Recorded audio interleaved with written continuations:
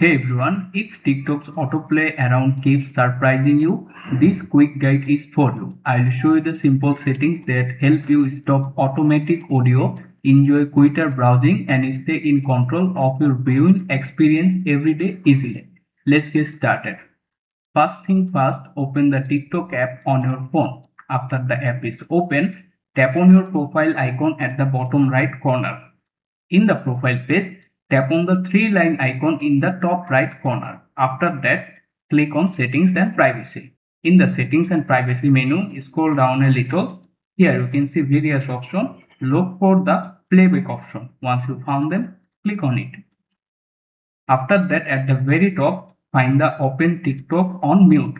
Right now, this option is turned on. Simply turn it on. After this option is turned on, simply close the app and reopen it, and this time not be autoplay sound on the TikTok. That's it. How you can easily done.